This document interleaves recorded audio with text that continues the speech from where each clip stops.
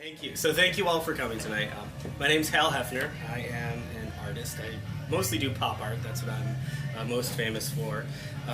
You may have seen my art on the street in Los Angeles. You may have seen it in a magazine, or you may have seen it being passed around the internet and memed and all sorts of stuff.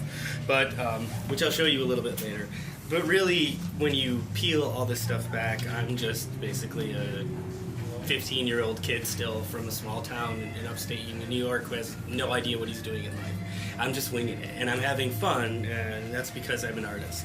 And so, I'm sure, as many of you other artists know, that it can be challenging growing up an artist, especially when you do come from a small, very conservative Republican town that doesn't really know what art is and doesn't really have an appreciation for art, which my parents didn't, but certainly took the time to support me and get me the art supplies that I needed and get me all the things that I needed in order to succeed. And so for that, I'm forever grateful.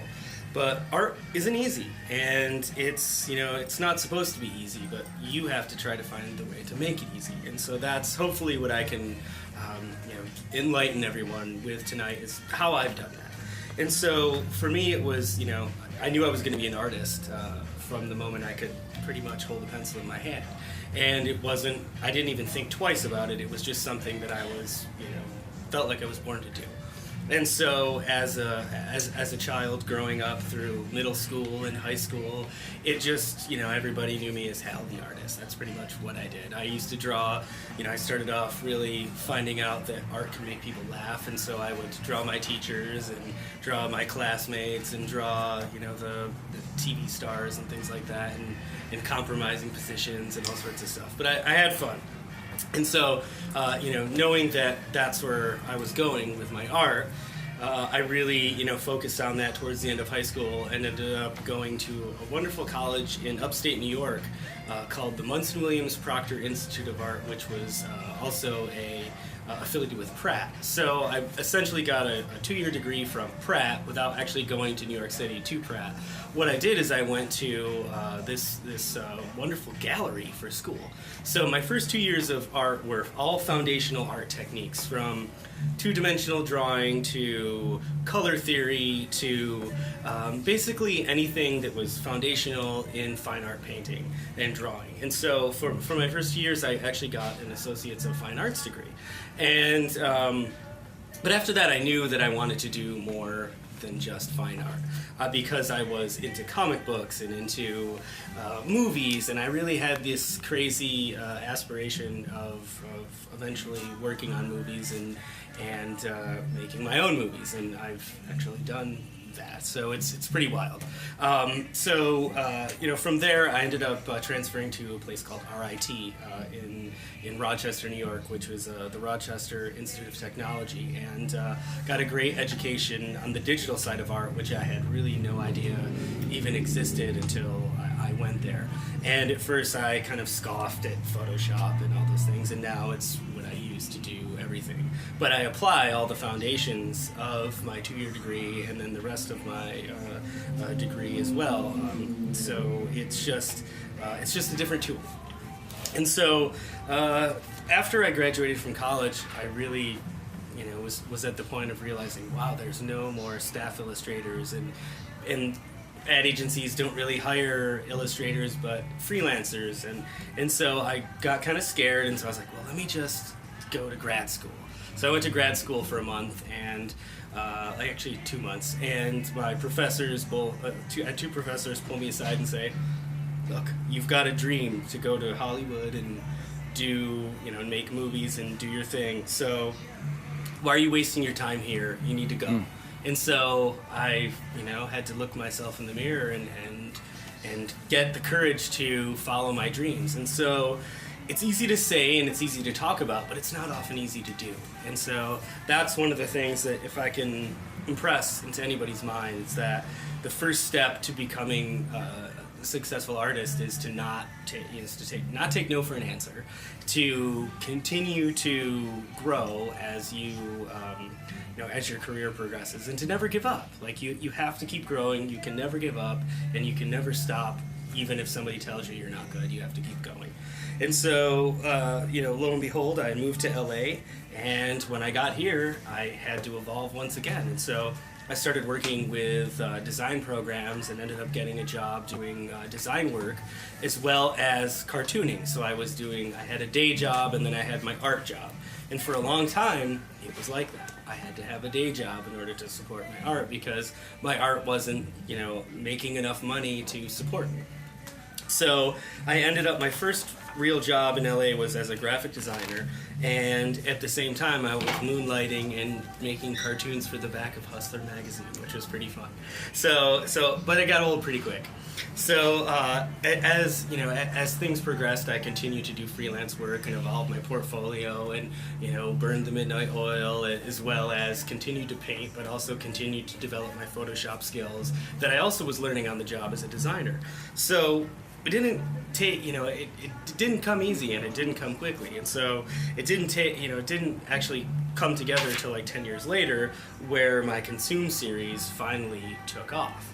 And prior to that, I actually had done work for THQ, Coca-Cola, a bunch of role-playing games. I actually launched a comic book with Heavy Metal Magazine called Gates, which was their first digital comic.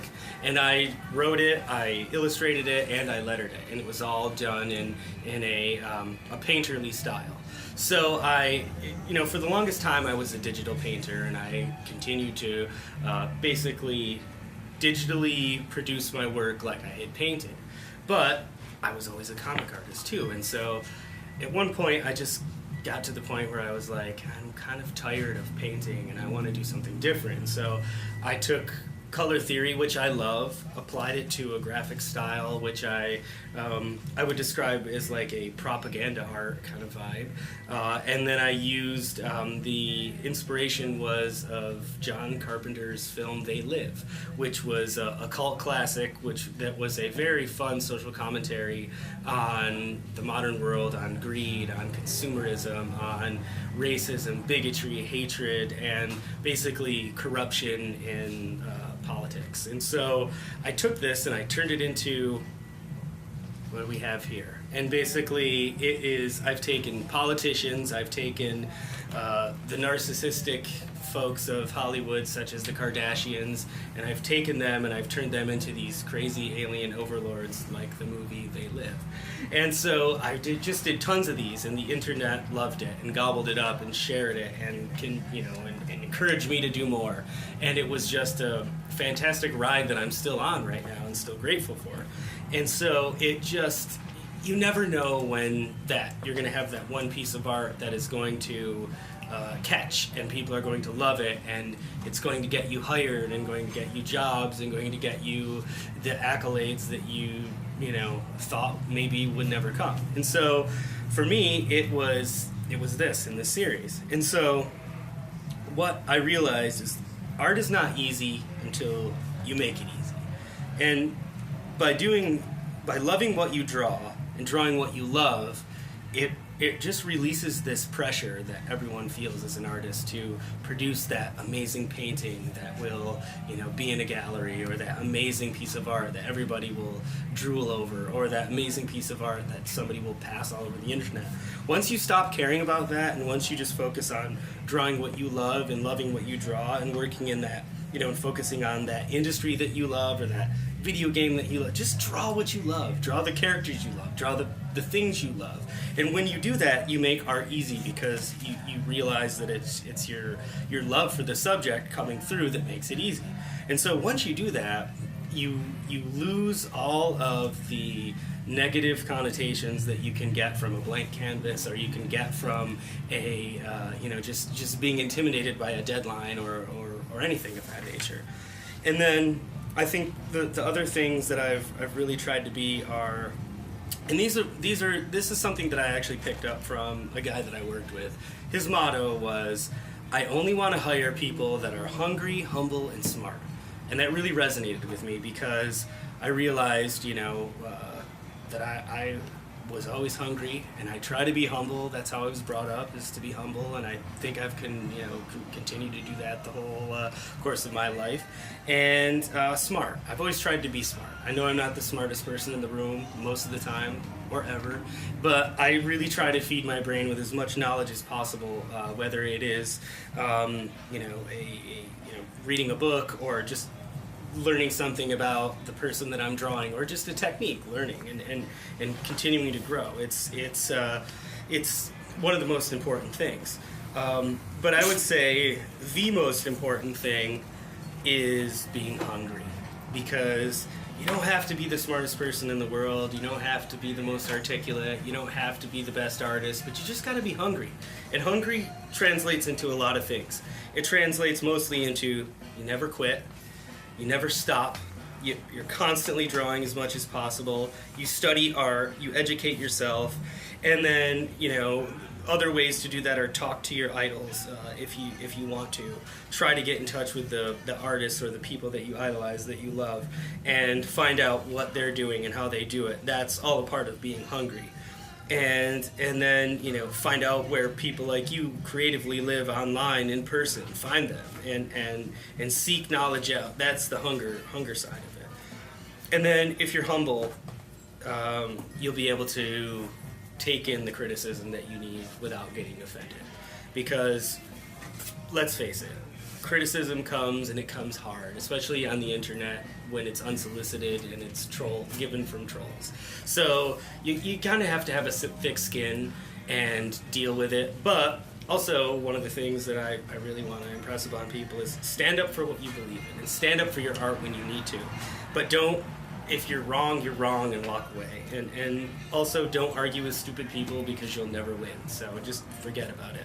But defending your art doesn't mean you're not humble. It just means you believe in something, and that your art is there for a reason, and you did this for a reason, and you have every right to talk about why you did that.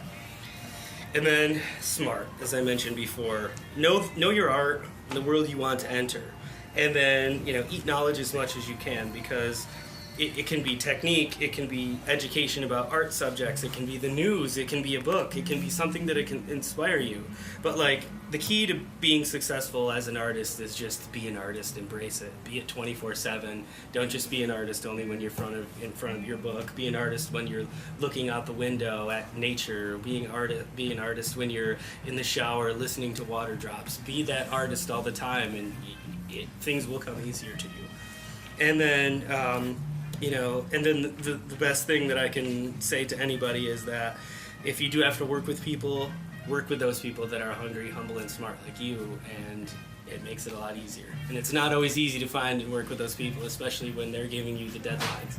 Chances are they're not that. So, it's, as an artist, I think the thing that I've learned the most is that never giving up and being hungry is the most essential part of success, and it's not something that you can turn on and off. You either are hungry or you're not. And so if you're not hungry, then you probably don't have any business being an artist. You should go get an office job and just sit at a desk all day, because being an artist is all about the grind, and all about the getting kicked down and getting back up. It happens constantly. Even to the most prolific artist, at some point in their life, their art isn't prolific anymore, so you have to keep going. And that is it, I think. That's about it. So thank you all for listening.